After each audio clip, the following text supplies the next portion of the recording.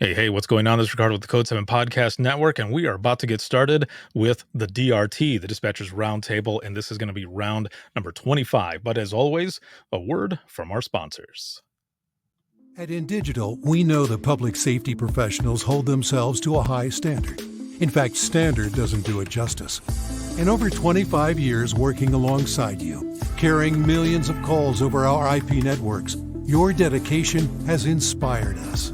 That's why our ESI net goes beyond industry standards, not only I3 compliant, but designed to adapt to future development for a network you can count on when it matters most. Learn more at indigital.net. Here in Greenville County, we have 8 different places where a 911 call can be answered. It is the largest county in South Carolina. It's a challenge. The type of information that a telecommunicator gets from Radius Plus is location-based technology. You can see where the caller is, if they have a medical issue, if they speak a different language. They're immediately able to text to that caller in their native language. It reduces response times because it immediately gets first responders where they need to be. If Within the Trenches has ever taught you something, open your eyes to what it is like to be a 911 dispatcher, or has inspired you to become one, then help support us and join our Patreon. Get exclusive bonus content, one-of-a-kind swag, discounts on merchandise, ad-free early access to new episodes, and much more. To join, please visit patreon.com/WTT podcast. And if you're an industry partner, we have something for you as well. And now, for the show. This is Jordan, and you're listening to the Code 7 Podcast Network.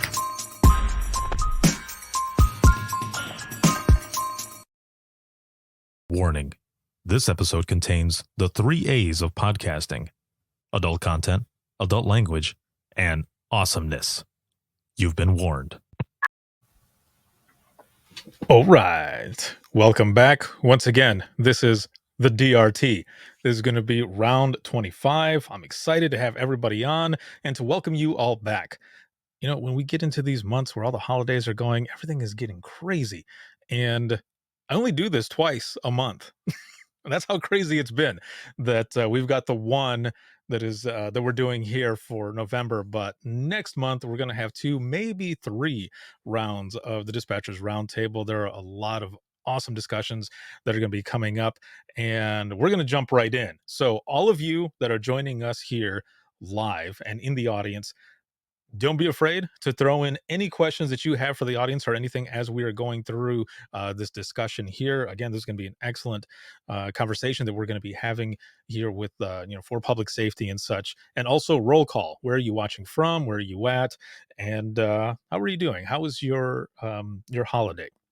So throw all that in there. I'm going to be bringing everybody up here and going through some intros, and then we're going to jump right into the discussion. So first off, I have Roxy Van Gundy. What's up? How's it going? What is going on, my friend? Director of Lyon Came County. out of my box. That's right. So for those who are watching right now, a brief background on you, please. My name is Roxy. I like long walks in the park. No. Okay. Aww, so I'm Roxy Van Gundy. I am the director of Lyon County Emergency Communication Center in Emporia, Kansas. For those of you who are like, where the heck is that? It's about 100 miles west of Kansas City. I have been in dispatch here twice. So I manage my home center. This is where all the magic started. And I've also worked for a state organization in Alaska for public safety. So gotten 2 different perspectives. Very nice. Very nice. We got people who are popping into the comments here already. We got LeFranc. We have Halcyon. And then, of course, our good buddy Hank. And he says he's in Texas and he's working on a dryer. Good luck, my friend. I hope you have fun. And our next guest is going to be Rob Big Mac McMullen. Good afternoon. It's like, where are you, man? I know. It's like, hello. It's slow motion going on here. Good afternoon. I am Rob McMullen, Executive Director of Knox County 911 in Vincennes, Indiana, which is about 35 miles north of Evansville. or 150 miles southwest of Indianapolis, about 200 mile from Fort Wayne. No, I don't know. It's Holy cow! I was like, dang, we you're can, going we all can the get way it. out. We can get everywhere. So I've been You're here. gonna Google Map this. Yeah, exactly. Dropped pins everywhere. I've been here for about 2 years, but I'm on my 20. Actually, I'm going on my 24th year in public safety. So, Wow.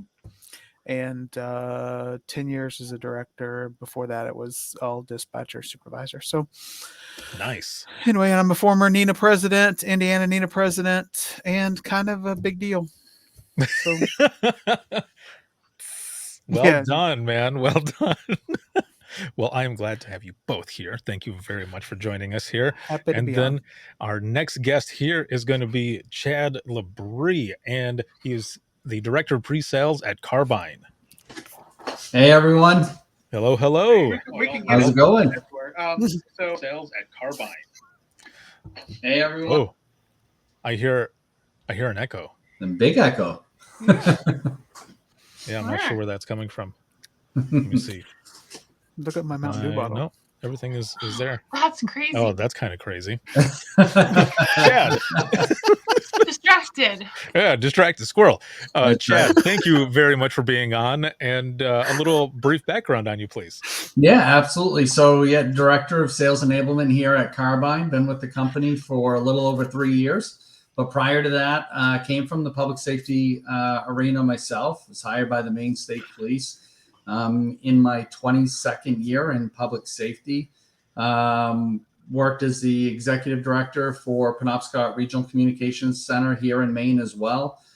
Past state NENA president, and couldn't imagine life outside of dispatch and serving the community. So yeah, it's been a great journey. Excellent. Well, thank you very much for being here, and I'm excited to get into this discussion. And last but certainly not least, we have Stephen O'Connell, and he is the Chief Technology Officer at Mark 43. Hey guys, how are you doing? Hey, welcome. A brief background on you, please. Sure. So I can't say that I've had a longer public safety career than the distinguished folks here, but I've been at Mark 43 for about 7 years, going on 8 years now. Mark 43 is a public safety software company that builds actually the CAD and RMS systems that are used in dispatch and sort of with law enforcement. Prior to that, I was in sort of financial services tech. I was at another New York startup called ZocDoc. And then prior to that, did my master's at Lincoln Laboratories and did a prior tour in the Air Force Cyber Command. That was essentially before it was that. But spent a lot of time in the confluence of sort of government and technology, and sort of found that this is a really good fit for me. Yeah, I was going to say, how has that, kind of the change been a little bit now, being public safety? Is it kind of the same as how it was, in stuff that you've done previously, or it's just a new beast? I would say there's a lot of things that you can take from in the same kind of perspective. I think everybody in the government side and the military especially are really focused on the mission, really focused on sort of that mission first attitude. And that really goes in the same way into public safety. I would say even more so in some respects, especially when you're talking about first responders on the front lines of sort of like dealing with the everyday sort of incidents out there. I would say in a lot of respects, it's more than you find in the military, where there's a lot of training to do, sitting around a lot of the time. And you have these big sort of large events that happen, whereas in public safety, it's every day you're out in the line. So I think that mentality really translates and really keeps me really excited about the industry. Awesome. That is good, man. That is good to hear. Always having that passion, especially in this industry, is driven by passion. That's what I love. So sure. Welcome all of you here. This is going to be a good discussion. What I want to remind the audience, as I kind of said in the beginning, if you have any questions or any comments or anything, please throw them in there in the comments. We can go through those as we are going through this discussion as well. And also a reminder of the goal. And the goal of this discussion is to discuss the siloed environment at the 911 center and how companies can integrate better rather than adding more and more screens and products that overload call takers and dispatchers. So what I want to do first is I want to start out with Roxy and Rob, just to kind of talk about how things are at their center. And I know that both of them have been implementing new technology and such, and a lot of upgrades, a lot of different things. So Roxy, let's start with you. How have things been? Been a little rough, Ricardo. Been a little Yeah. rough. We've had a very big year of change. I think in the last 18 months, we've gotten 6 COVID. Well, that. And we've gone through 6 pretty big technology changes. What's frustrating to me with those technology changes is I feel like as a small center, we get forgotten quite a bit from a technology industry standpoint. I think that sometimes when a company comes in to sell you something, they sell it as a Cadillac, and to make it work in your center, it ends up working like a Pinto. And we've really struggled with that. I mean, I'm going to be honest. I mean, Yeah. No, this that's is our what experience here. this is good. Um, Yes. we got a new radio last year, so we upgraded to 800 megahertz radio. With that, we got a new recorder that took me a year to get everybody together to get working in a way that I needed it to work. We also got a new mass notification system with that upgrade that still does not work with our CAD. And we upgraded to online protocols, which has been literally the only thing that has gone somewhat okay. I wouldn't call it great, but I'd say somewhat okay. It's been a real struggle for us, and I'm a one-woman show. I have to do my job and do all the things and be all the things for all the people. And I've spent most of the last 18 months dealing with technology problems and dealing with upgrades that have not gone as seamlessly as everybody claims they would. So that's my And story. and of course, it would be the protocols that are the things that are working more than anything else, right? But that's not to say No, they didn't come that's with some good, I big guess. problems. We had some large problems that had to Mhm. be worked out. But they were worked out fairly quickly. Our CAD vendor and the protocol vendor had big clashes that I, as the customer, had to solve. I, as the customer, had to get people together to talk about their problems to serve me, the customer, who just spent $200,000 with your company. So it wasn't without its challenges, but it was definitely the least frustrating upgrade that we did.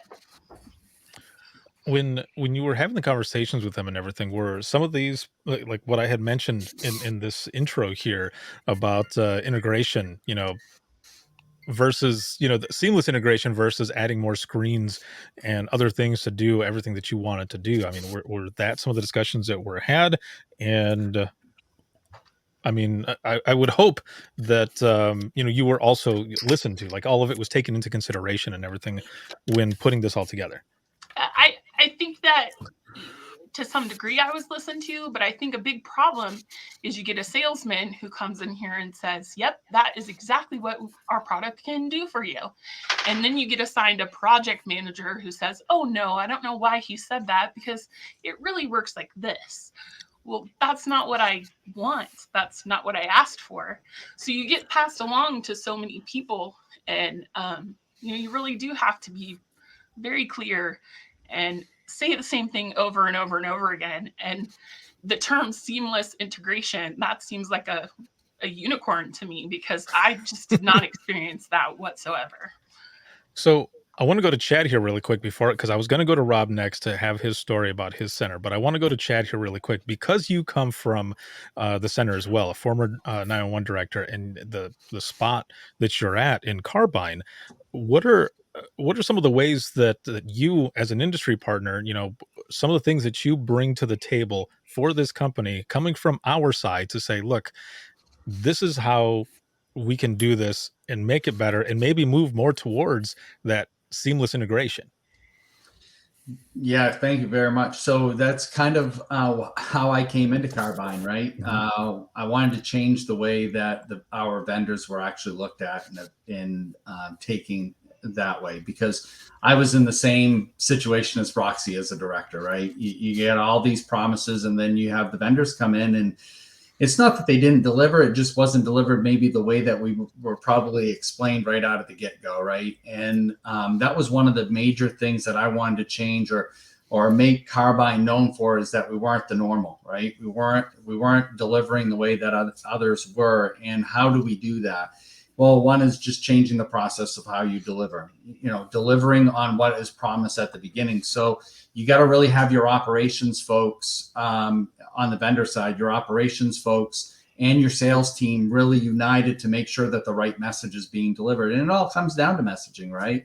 At the end of the day, I, as a director, always wanted to purchase something known to me that is what is being delivered. And oftentimes, like Roxy said, there was lots of um, painstaking hours that kind of went into going back and forth to make sure that happened. So we wanted to make sure that that wasn't the case. So our delivery schemes were totally changed.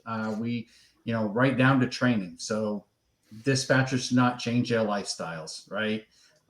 Midnight shift is always the forgotten child of the dispatch center. So, having teams come in that actually deliver the training on the midnight shift, not just the day shift, right? When the normal people are awake, well, it's the normal people actually work the midnight shift. So changing the way that we deliver, changing the way promises are made, and making that delivery team part of the sales process. So that's how we've kind of changed that. So that way everybody knows what's going on before actual paper is signed. Yeah, that is excellent to have everyone on the same page, right? I know when I was on the other side as an industry partner, that was one of the things that we worked on a lot. We had all of these pre-meetings, and a lot of the folks that were in there were coming from dispatch as well. And so we were able to put in all of our information and say, this is the way it should go. And these are the questions that you're most likely going to be asked. So it was good to have more of us that were there that come from dispatch to be able to help, I guess, kind of push all of this forward a lot better and more smooth. Before I get to Stephen over here, because I want to get your thoughts on this as well, but I want to go to Rob really quick to kind of talk about his center and some of the other things that they've implemented there. Specifically also their texting platform that they have, because there are different integrations that can be done where you are either adding a screen or it's just sitting right on the desktop where everything else is at, and it's on the same screen. Rob? Well, I like to. I'm sorry that Roxy had such a hard time, because I will say that in my PSAP with the implementation of new technology, I don't have any. I've not had those issues, other than the fact that just the addition from my employees here, where they're not a big fan of change. But over the past 2 years while I've been here, we've upgraded our CAD, added different emergency communication or emergency notification system, the texting to 911, smart 911. We're adding QHIT, we're adding frontline uh, QA software, we're adding agency 360. I mean, we're just like, I'm a huge technology person, I always have been. And and I've never had any issues. I don't know if it's because I start out and telling the people I don't want to be bullshitted, and don't come in and don't jerk my chain, because I know how it is. I've been around long enough to know that, this isn't the way it is, and that's not the way it's going to go. And I don't like the car salesman type salespeople. I tell them, I don't want cold calls. I don't want this. I don't want that. If I need something, I will call you, and don't call me, because that's not the. I've got too much other shit to do than deal with that stuff. But that's just me. Our texting platform, as you stated, Ricardo, is through InDigital. And through everyone in the state of Indiana has that, and we're able to initiate inbound 911 call or inbound 911 text, and also we can initiate the outbound to where we can initiate a text from our caller or to our callers if we have a 901 hang up call. And I can tell you that, most people, when you get a 901 hang up call, you call them back and maybe 2 out of 10 people will answer you because they see either the government number or an unknown number and they don't answer. But when you have like the inbound and outbound texting, 8 out of the 10 people will respond and we will get I'm sorry, I did not realize it. My kid was on the phone, and it's just the I will say it's the best way to go with the embedded texting and inbound and outbound. We have the option to add the additional screen, but we just leave it. Currently, we're running 6 screens in our dispatch center. We've got one for our NCIC, one for the CAD, actually 2 for the CAD, and one for mapping, one for IDAX, or as I said, NCIC, one for radio, and one for phone system. Could I add additional? I could, but there's really no need in it because we're good. Everything else that we have right now with the other programs that we're using just integrate. They're mostly all web-based platforms, so it's easy to, and you can have it pulled up, you can leave it minimized however you want it to be. Excellent. So, you've got that system there that integrates easily into what you have set up already. Now I want to go back over to Stephen to kind of talk about the technology side of this, and when you're getting into different products that are going to be going out to different centers for different things, whatever it might be. I guess what, and if you can talk about this as well, like for you and your team, what are some of the discussions or the thought process that goes into some of these products that are being put out there for the dispatch centers? Is it is this going to be something that can integrate seamlessly with their current system, or will they have to add another monitor? Like what are some of the thoughts that go into this? Yeah, thanks, Ricardo. I think from my perspective, we're usually talking about sort of what does the user need and what problem are they trying to solve. And a lot of times, these are really core, sort of like need to solve this problem in a certain amount of time, especially in the dispatch center. So in our products, we're really thinking about multiple ways to do the same thing, whether it's sort of on the command line, so you don't have to use your mouse, or it's using a mouse for somebody maybe who's not trained as well on that, or it's through multiple different systems. But we're consistently trying to integrate more and more systems into your workflows. And I think what's interesting about public safety, especially I think coming more from like a person and a team that's building the technology, 80% of the needs and sort of the feature requests and sort of what people want is usually about the same.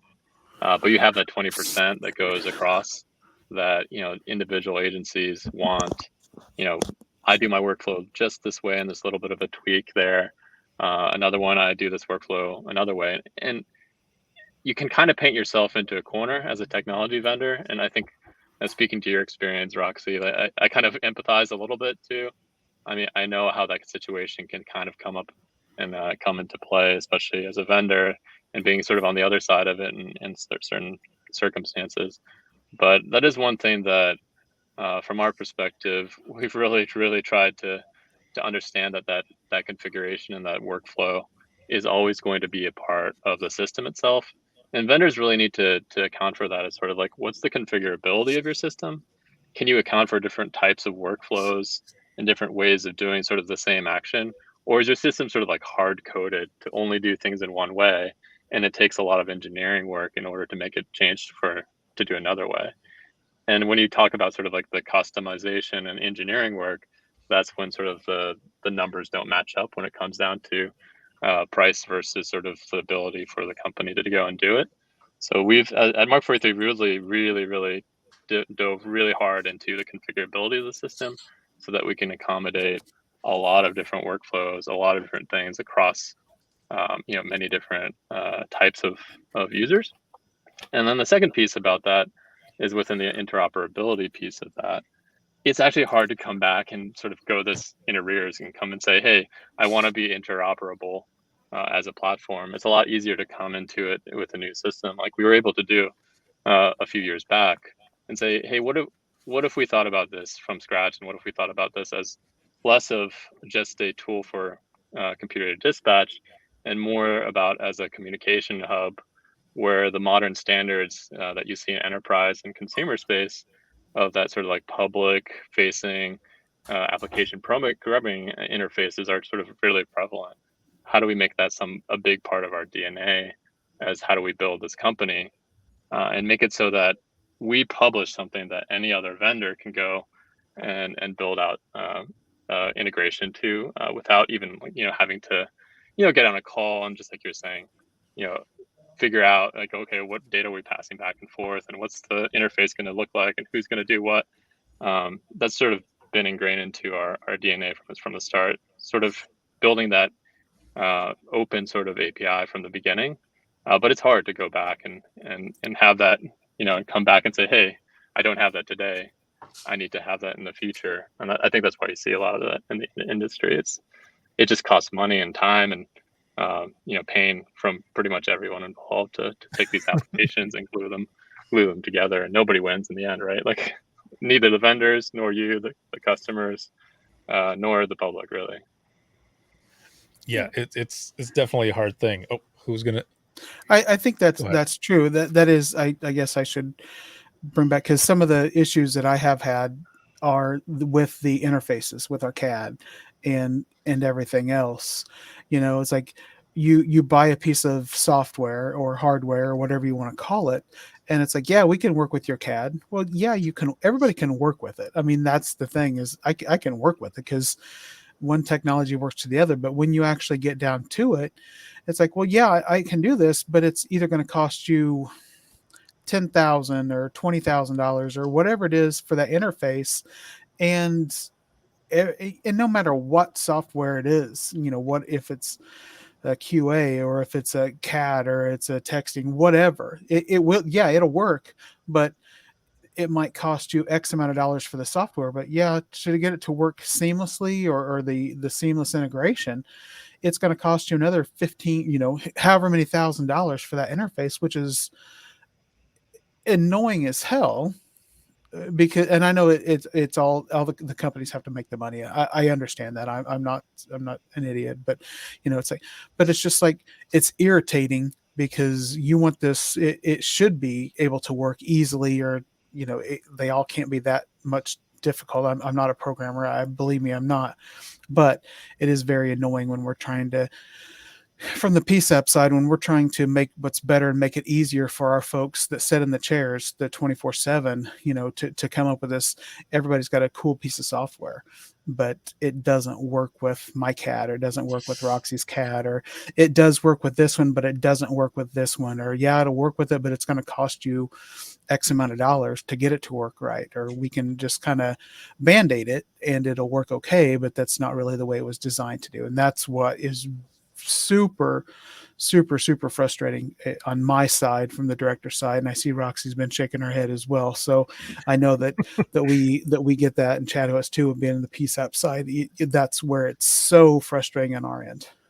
And not to mention, just to add on to that, like once it may work when you build it once, right? And then what happens when you change out a system or you continually go down your path, like those things that were maybe built custom start breaking again, and you have to redo that cost again. So there's, I mean, even as a vendor, I see that pain. And obviously from a vendor side, you have to pay the people that do the work to go and connect Right. these systems. But I don't see so much value in that model of operations as a whole as well, right? Like I think that's one of those things that if possible, the industry needs to get out of like these custom, like one-off between this application and this application and this application.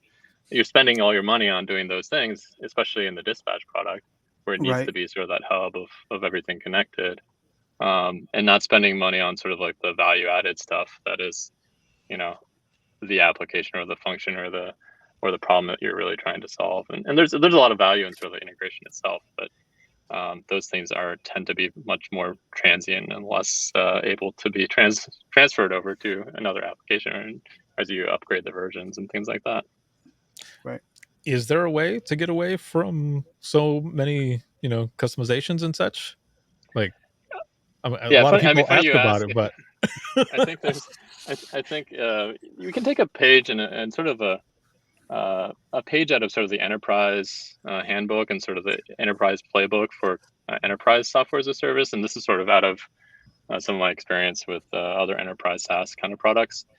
So what's happened in enterprise products, or you're talking about like similar products might be like a Workday for HR management, or even like a Microsoft Teams or a Slack or something else like that, an enterprise product that people use. All those products essentially publish like these open sort of public APIs, and they make that a contract. Say like, hey, if you use this programming interface, and you send requests to this, it's going to do the same things that our application is going to do. So it's not sort of like in the silo somewhere else. And two, we make a promise through this contract that we're not going to break it as we sort of upgrade the product and upgrade the systems over time. And so you're not going to have to redo the effort essentially as we make changes to the systems. And then sort of if enough companies in the space sort of make these sort of standard interfaces or standard, insert points into their applications, it becomes actually fiscally available for every company to sort of start building these standard interfaces in between different products that are commonly built together. And I think that's sort of one of the the core sort of things that we've been trying to do with the industry, sort of with Carbine, with Chad's company on the phone as well here, sort of building out this ecosystem of like-minded players that sort of build out public ways of going at and doing things, integrating into their own applications, that they make a contract with those other partners that, hey, we're not going to do this, and we're not going to try to go into your business in a certain way, right? Like you have to be humble enough that you're not going to do everything for the dispatcher and say like, I'm going to take this in the future. There's always some part of that, I think, in business, but it's understanding that there's a lot of room for players in the market, and integration is better for the end users, better for the industry when it comes down to it, as a strategy, rather than trying to build these walled gardens where everybody thinks that they can own everything. What are your thoughts on that, Chad? Yeah, so I mean, obviously, in this market, like Steven said, there's lots of room for different players in the market, right? Here at Carbine, when we talk about partnerships and integrations and interfaces and things like that, what we're looking for is like-minded companies, right? Somebody who's innovative in the whole 9 yards. When I left the 911, the dispatch center itself, when it came to the private side, there was three things that I was looking to really help make a change in. One of them was innovation, because at that time we were lacking it huge in the public safety space. So innovation, automation, right? Making sure we have dispatchers today and call takers who are faced with having to do so many things at once. And let's face it, we're human, right? And there's only so much that you can take in at once. So trying to automate as many pieces of the puzzle as possible, and then complete aggregate all of the data into one single location, one single platform. So that way it's in ease of our call takers and dispatchers. They're faced with a hard job. And like Steven said, when you actually get all these like-minded companies going down the same path and not pulling in several different directions, that's when we're actually seeing progress, like the progress that we've made with the Mark 43s of the world, and being able to really kind of make a change within the space. You've got to move forward, and you can't stay in that past legacy type environment. And we got to be flexible. And that's the great thing with innovation and technology today. The way it's built, we're extremely flexible, customizable. Yeah, I mean, to a point, obviously, every single, over 6,000 PSAPs in the country, we've got to be flexible somewhere, right? And then, companies like ours, we're dealing from a global basis, not just the US. So there are many different components that we're dealing with outside. So that's what's really helping bringing even more innovation into the US market as well. So, the companies are getting there, and getting everybody on the same page and integrating all of our technology together and getting these like-minded folks is just going to bring huge benefit into the market. So, Roxy, I want to go to you here on this. So, listening to what the both of them have just said, and also, so this is kind of a two-parter because we were really talking about seamless integration and stuff, and that was one of the questions that was on here that I was going to ask both you and Rob. Is seamless integration a must-have for new technologies? But before you answer that as well, um, from what they've both been saying, how does this make you feel? Like, to me, this is pretty good because I want to hear about more companies that are, you know, like-minded individuals that are doing, some of the same things, being on the same page. There's a lot of competition out there, and it's going here and there all over the place. And to be able to have something that would have that type of integration, um, you know, I don't know, that would be, I think, would be a lot easier. At least that's my opinion. I don't know. What are your thoughts? Well, I think that in a way, it's kind of frustrating because in 2021, why is this just now being a conversation that's being had in this industry? How do you make it easier on your customer? Hmm. So we're not there yet. I mean, I feel like that's kind of my first feeling. The Hmm. second thing is I think that having seamless integration is great, and I think that it's a great idea and prospect, but when it comes down to it, I think that you've got to see where the rubber meets the road, and are you going to employ individuals who believe in that mindset? And I'm a little on the fence there. I mean, I would love to see that happen for everyone and people's experience not be like mine. I've had to fight and claw and get pretty angry for the things that my folks deserve, and I shouldn't have ever had to do that. I've worked in this industry for almost 20 years, so I'm not a new girl. I know what we need and why we need it. And I just feel like if I had that sort of experience, there are people who have less resources, less money, less guidance, less everything, that are probably going to have that same experience too. um, Hmm. so I think seamless integration should have happened 10 years ago. So this wouldn't have had to have been a conversation for anybody to have. For sure. Now, so just adding to that, are there new standards that directors have or are expecting from tech companies, industry partners? Well, I feel like I shouldn't have to do your job. Hmm. I get paid to run a 911 center. I get paid to make sure that we're serving our citizens to the best of our abilities. I'm giving you all this money because I need you to commit to giving me the product that you told me that you could do. I don't care how it happens. I don't care. I think the new standard is we're dealing with less help on the floor. We're dealing with less help in the office. We just don't have time to babysit vendors anymore. We just Hmm. don't. I work shifts too, Ricardo. You know that. And, Right. I don't have time to wear even another hat to help make technology what it should be within our PSAP. What about you, Rob?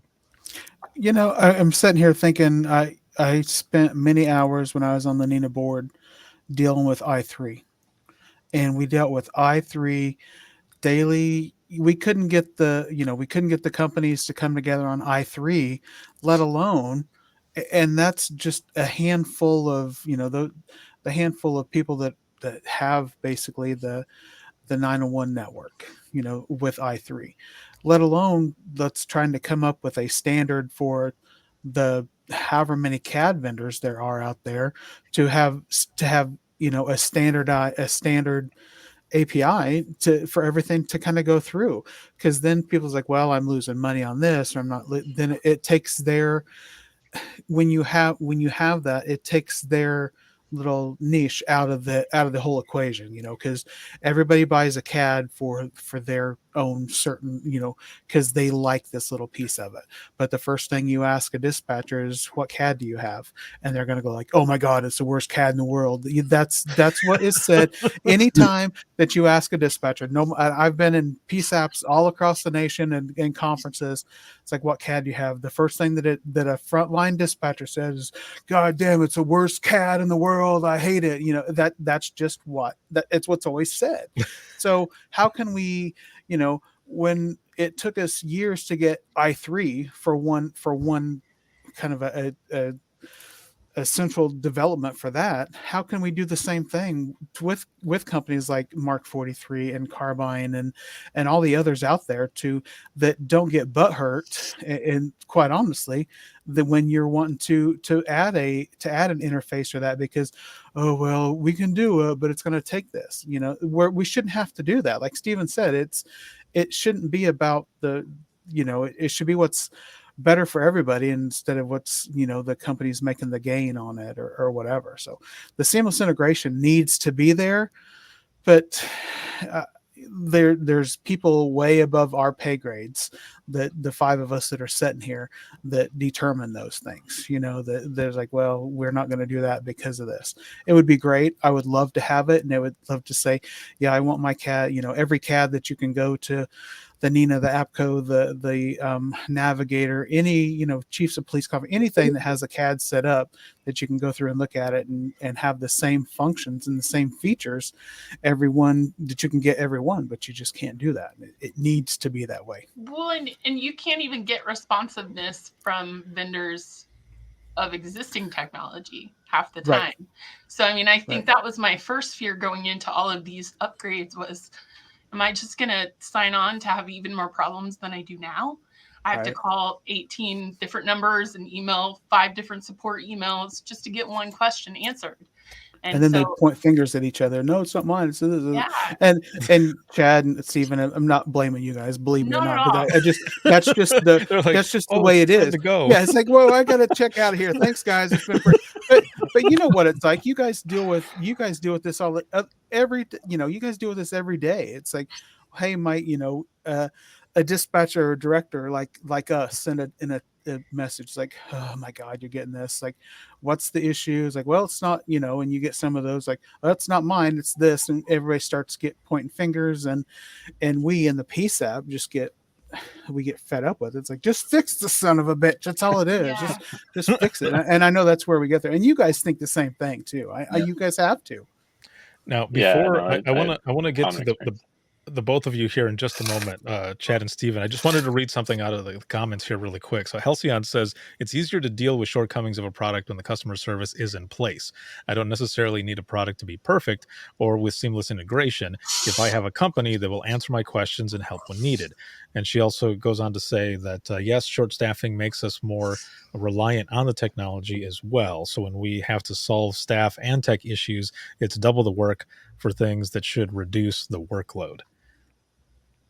Yes, both good comments there. So Chad, I want to start with you really quick here on the same thing. We're talking about seamless integration for technologies, but also these standards that directors might have that they're expecting from tech companies. Just really kind of, your thoughts on what both, Roxy and Rob has said.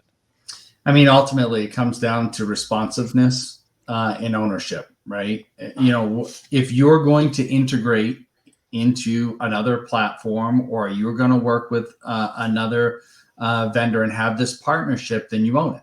And you've got to have those measures in place that you're responsive 24/7, 365. That's when the dispatchers and call takers are working, right? Nothing goes down at the right time, right? Because there is no right time.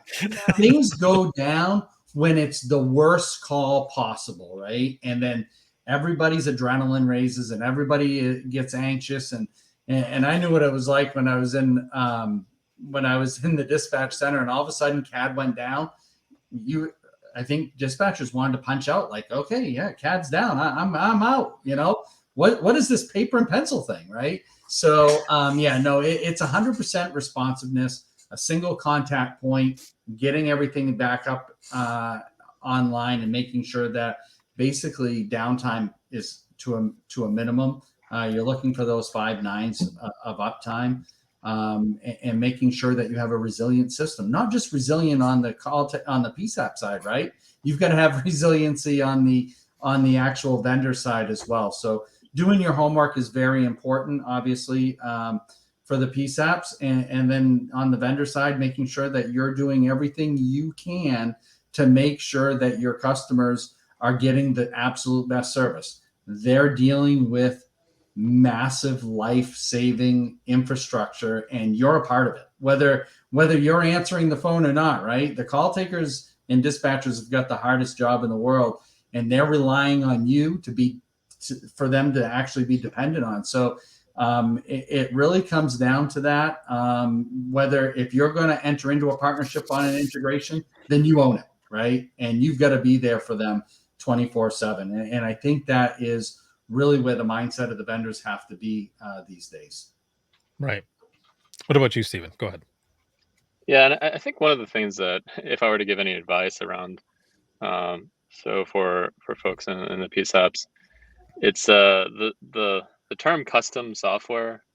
It should be sort of a dirty word, because in reality it may be exactly what you wanted. What it also means is that it's going to be really hard for that company to support you, just to what Chad was talking about, because once you have something custom, how does a vendor, on the flip side of that, if you think about like a vendor supporting custom software, it becomes a silo, as we were talking about on the vendor side.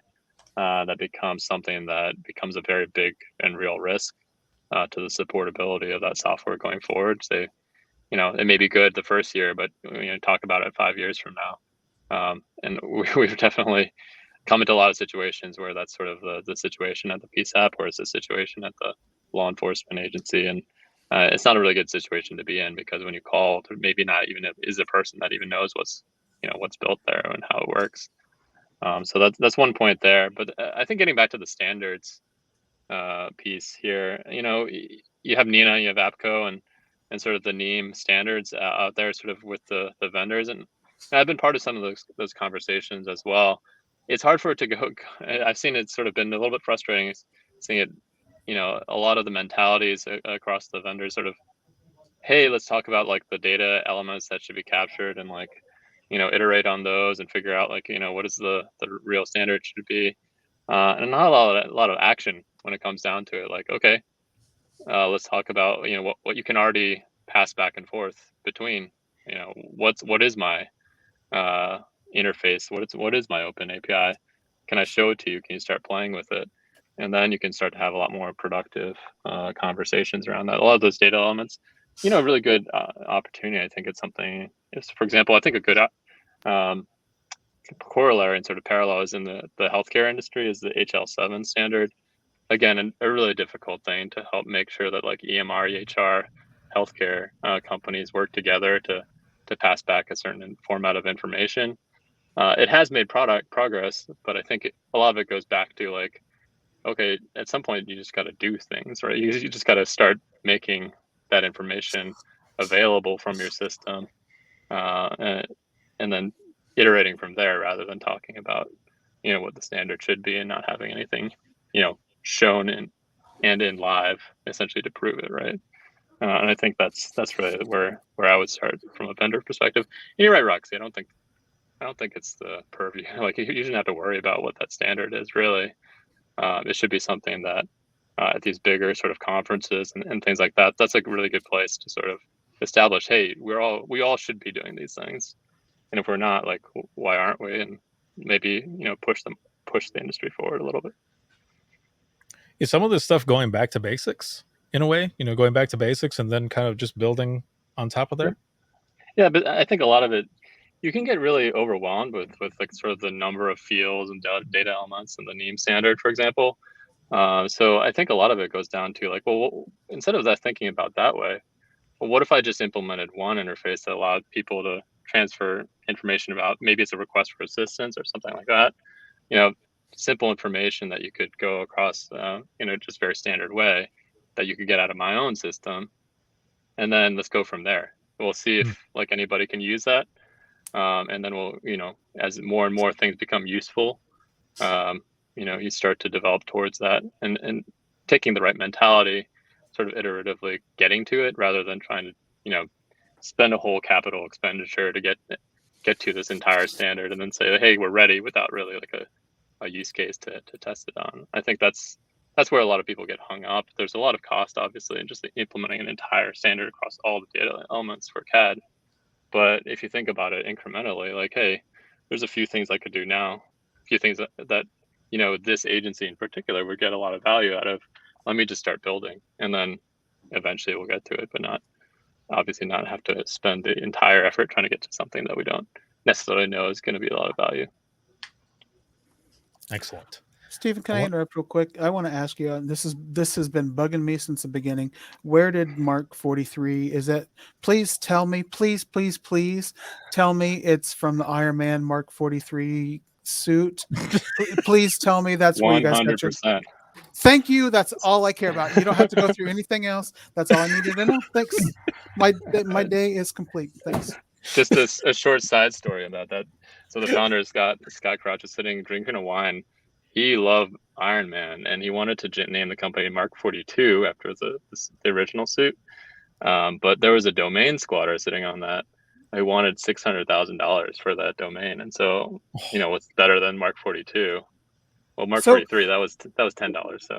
So you're shitting. So you're seriously, it is named after Iron Man's the suit. Oh, 100%. Yeah. I think you're bullshitting me, but I'm going to go with it.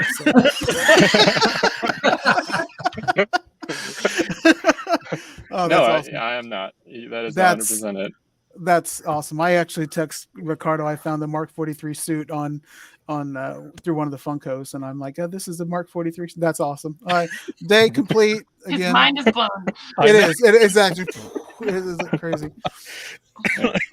But seriously, that has been bothering me since we started this 57 minutes ago. So, jeez.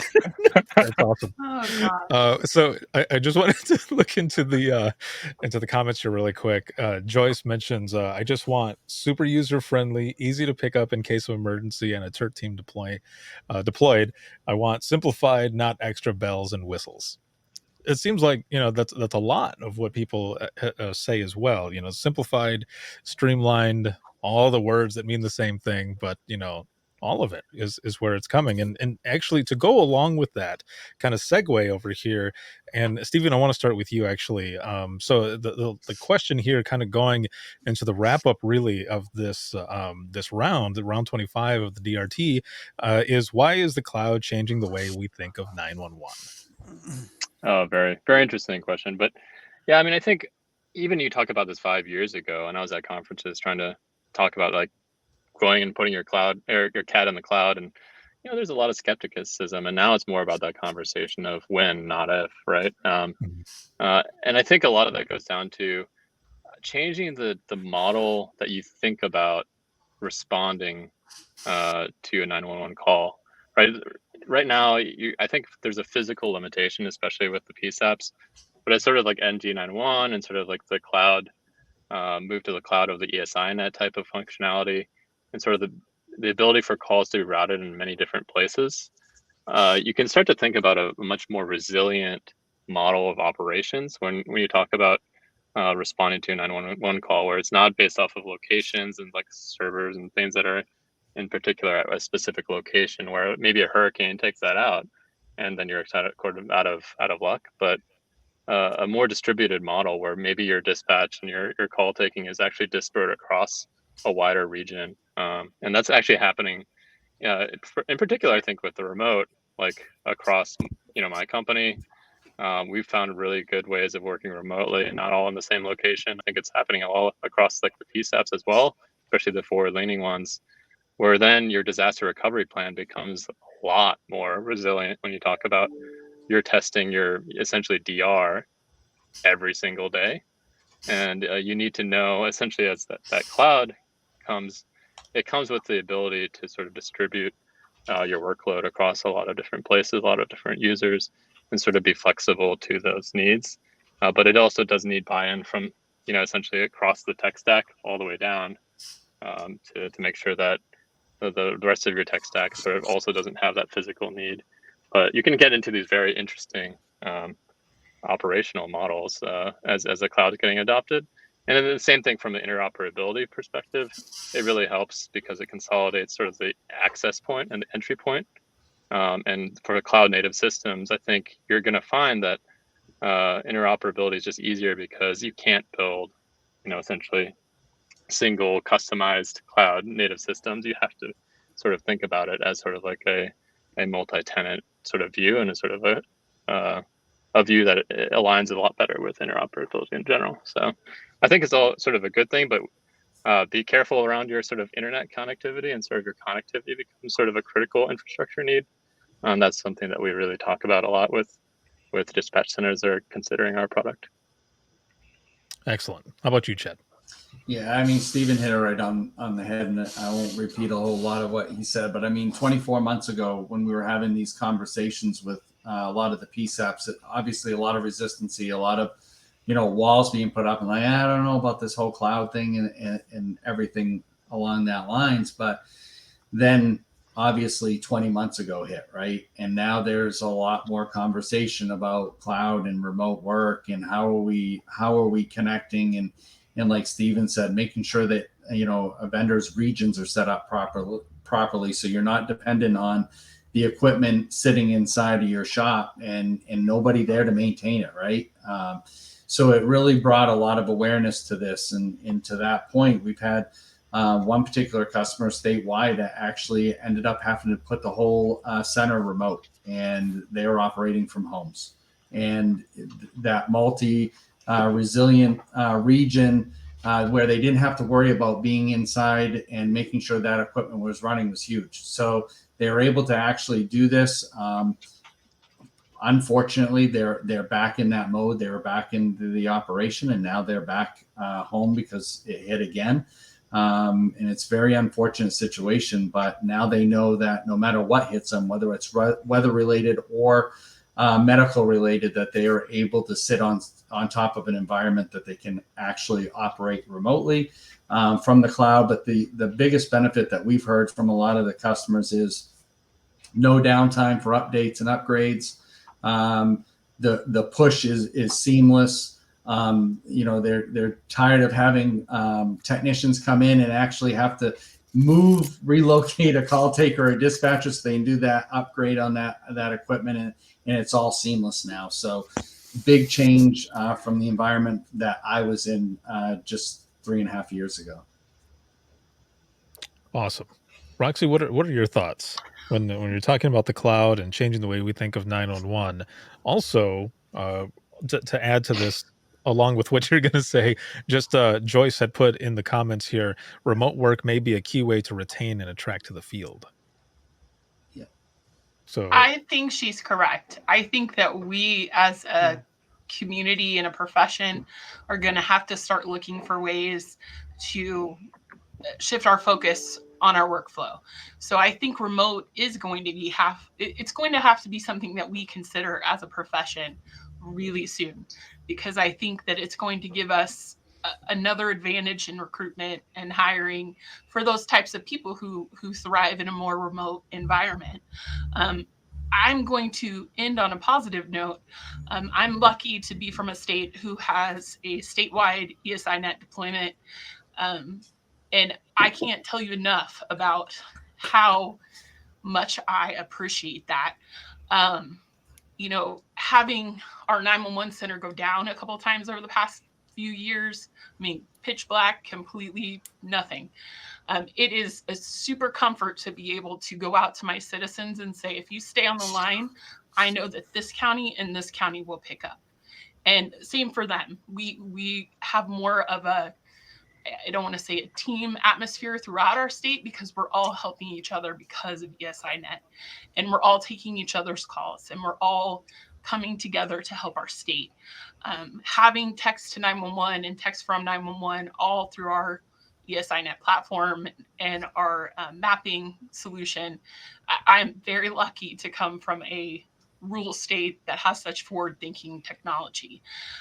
As far as the cloud, I think something that I find the most frustrating is that, I have a CAD that is not cloud-based. And I can't tell you how many times in the past 2 years I've called support and they've said, oh, well, that's because you're like 5 versions behind. Well, if we were on the cloud, that could just get pushed and I wouldn't have to worry about that. So I think cloud is where we have to go. And I think that the more people we can get to thinking about doing a cloud-based solution, the better. So Awesome. Rob? I agree with Roxy. You know, luckily here in Indiana we have a very strong ESI net. We've got a statewide 901 system, and I actually have 2 crash carts, or 2, I won't say carts, but 2 crash kits. One's in my mobile EOC and one's sitting in my office here. That if my 901 goes down, I can take my crash kit and go basically anywhere in the state and start answering 911 calls and not miss a beat, and have a webcam and do all that stuff. So it's fantastic. Like you said, Roxy, it is fantastic to be able to have that and know that we don't, that my neighbors to the north or my neighbors to the south or east or west or whatever can answer my calls while I relocate within 10 or 15 minutes. yeah. So it's great. And I feel so appreciative to have that when I know the neighbors in Illinois and Ohio and Kentucky that cannot do that, so, but yeah, it's great. It's great to be able to have that type of stuff. Excellent. Man, this has been an excellent conversation. I am so happy to have had all of you on here for round 25 of the Dispatchers Roundtable. And those were only like 3 main questions that we were going off of. And we had this big ass discussion about, and I think, we'd be able to talk even more about so much more that is going on. But again, thank you all for being on and just going back and forth on on this goal of the discussion, just trying to figure out better ways to integrate and talking about the cloud and all those other things. Before I close off here, I did want to ask one more question, and I want to know, like, how do you think AI is going to play into 911? We got people like, oh, I don't know. if you think about it, it's already already there in a form, with the station-based alerting, with fire station-based alerting. That's pretty much already, an artificial intelligence, because it takes everything out of the dispatch and it runs off of your CAD call types, your MSAG, and all that stuff. So that's already probably the first. That's probably the first step in your AI for dispatch. If you think about it, right. And I agree with Leah's comment there. Yeah, yep. That's a whole other conversation there. The reason I was asking is because people have talked a lot about AI and automating different processes that we do in dispatch and everything, and I always ask the question of, is that going to end up taking away the human element? Like, I don't think it'll take it away all, but you would automate some of those processes, right? Well, like I said, the station-based alerting, it does take away a little bit from the dispatcher and the initial side of it, from the initial response, but you still have to have that person listening to the trucks and listening to the apparatus and determine it, and for your PARs and stuff that it doesn't really, I'm going to sneeze, that doesn't affect, but it does. You still have to have that human element, but it does take away a tiny bit. When I was able to get it in my former PSAP, we pushed that it was going to be able to not necessarily take away from one of the dispatchers, and I could do away with one of the dispatcher positions, but it would give me an additional position with a long-term effect that we wouldn't have to have this person for the years. So, but I think it's cool. Yeah. It is a definite another conversation. Roundtable 35 is going to be AI in dispatch with the same group here. So with the way Ricardo is, so let's see, in another 10 episodes. So we'll shoot for the end of April. I don't know, man. We might have to do this one sooner than that. This was really good. Again, it was good to have all of you on here, and yeah, we should look into that topic in a little bit more in a future round. So I'm going to be right back here with each and every one of you. And as we're going into the wrap up, I just want to thank all of you for joining us here on the Dispatchers Roundtable, round 25. If you ever have any topics or any questions or anything that you want to throw out there for the DRT, you can send them to my email, and that's going to be wttpodcast@gmail.com. Once again, that is wttpodcast@gmail.com. You can follow us on Twitter, that is @91podcast. You can like us on Facebook, that is facebook.com/within the trenches podcast. This episode has been sponsored by In Digital, Rapid Deploy, as well as Carbine. If you have anything you want to look for to be able to support us as well, you can check us out, and that's going to be patreon.com/WTT podcast. This can be seen on Facebook, LinkedIn Live, YouTube, as well as Twitter. And you can, if you are a patron of the podcast, you actually get this in an audio version as well. It's a perk for patrons only, but for the flagship show Within the Trenches podcast, you can listen 24/7 on Apple Podcasts, iHeartRadio, Spotify, your favorite podcasting app, and withinthetrenches.net. Have a good one, everyone, and we'll see you in the next one.